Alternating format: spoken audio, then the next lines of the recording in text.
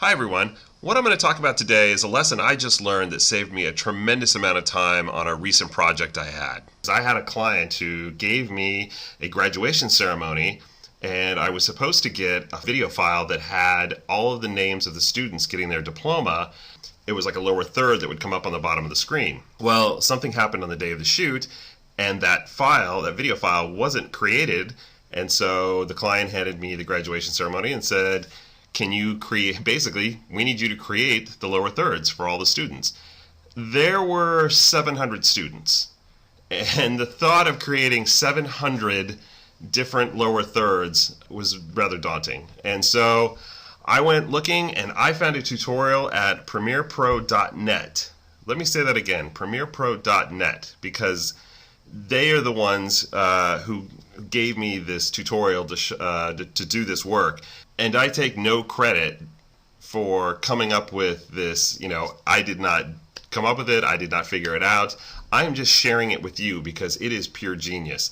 I didn't know this could be done. I was using things in Photoshop I didn't even know existed. Granted, I'm not an expert at Photoshop, but it basically was able to allow me to do what would have been weeks worth of work, I think, in about 2 days.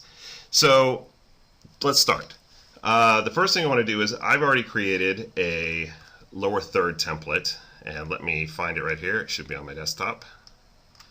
Empty plate. And there it is. So I'm going to do something kind of basic. You can do something a little bit more advanced than this. And if you go to the premierepro.net website, the tutorial that you can download from them actually goes into more in-depth and a little bit more complicated lower third. But for the sake of this tutorial, I just want to show you if you had to create one with the name and a title for somebody. But you can have more information to throw in there. So I've got this. I've got my name and I've got my title. You can see over here, it's just some text layers and a background layer for the blue gradient there. So the first thing I'm going to do is create an Excel spreadsheet with all of the names. So here we've got our Excel spreadsheet, and you can see here that I've got name and then a list of names and a title and a list of titles. I am not an Excel spreadsheet expert. That's my wife's job in this house, in the Addison household. But, this is pretty basic to make. I'm only doing it with 9 names in this tutorial just because I want it to go rather quick. But as I said, when I did this for the client, I had a list of 700 names. Well, it was actually 369, 315, and then another one that was around 97. There's 3 different lists. But anyway, so here's our list of names. The important thing that you want to do is when you save, if they just give you an Excel spreadsheet, one thing that I found that I needed to do is I took the Excel spreadsheet, I customized it to the way that it needed to be so that I had name, title. If you have another category on your lower third, you would have that here and then all the stuff for your different people here. What I found you need to do is do a save as, and then save it as a CSV with the comma delimited. That was the key. Once I did that, everything seemed to work. So make sure you save it that way.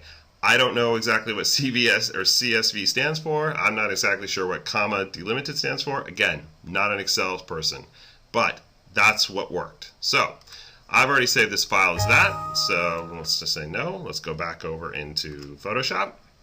So first thing we're going to do is we're going to go into Image, Variables, Define.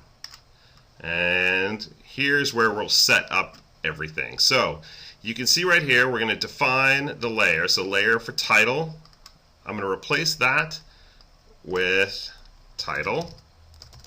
And again, we want it to match from our Excel file. And then I want the name to replace with everything in the name column. So we'll click OK. Actually, we'll click Next. Now, so we click Next, and the next thing we need to do is load in and associate this with that Excel file. So I'm going to click Import here. I'm going to select the file, and I want to make sure both these boxes are checked. Select the file, and it wants to look for a text file. I'm going to change it to CSV. There it is. Click OK, and you can see we've got it going here. So I'm going to click OK. Last step, come over to File, Export, Data Sets as Files. We'll click on that. I'm going to select my folder here. I've got a folder already created on the desktop.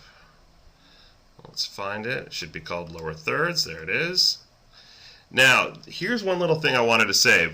When I did this the first time, you can create a prefix before your file name because it'll save each file as the name.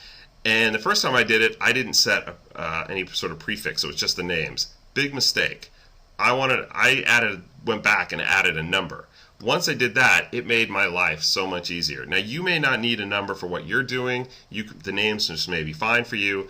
But in the case of my project where I had a group of students, and the order on the Excel spreadsheet was the order in which they came up on stage to get their diploma, I needed the number so that I could then just drop them in order, and it made life a lot easier. So I'm going to leave the number prefix on there, but this is where you can change that and you can set up how you want the files to be. So basically, once I click OK, you can see it's working. And it should be done here relatively quick. Yep, we're done. So now, if I go here into my lower thirds folder, you can see there they all are. And let me open up Bridge real fast, and we'll just take a look at them so you can actually see that it actually made them and kept all that information. So let's go desktop. All right, so here's desktop and lower thirds. And there they all are. Now, the one thing to keep in mind about this, and I found this out the hard way, was that what happened was when I tried to bring these into Premiere, because it's 3 separate layers, Premiere wants to know how do you want to bring these in. It gives you the little dialog box, and to bring them in, and I needed to bring them in as merged layers. And I had to do that for 300 however many times when I brought it in. I was clicking the enter button.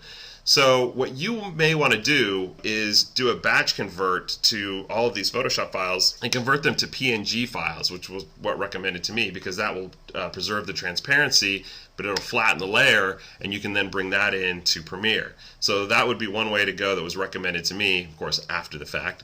But either way, I didn't care hitting that little enter button 300 and however many times because you know what? It was about 1.5 minutes of that or whatever, and that was a lot less time than it would have taken to make all of these. Anyway, so that's the tutorial. That's how to do it. That's the quick and easy way to do it. Obviously, like I said, go to premierpro.net, download the tutorial there. It's genius. Those guys are geniuses. Download the tutorial to get more information, get a little bit more in depth. This is just a real basic overview, but I hope it helps someone out there because I know it sure helped me. So thank you, premierpro.net, and we'll see you next time.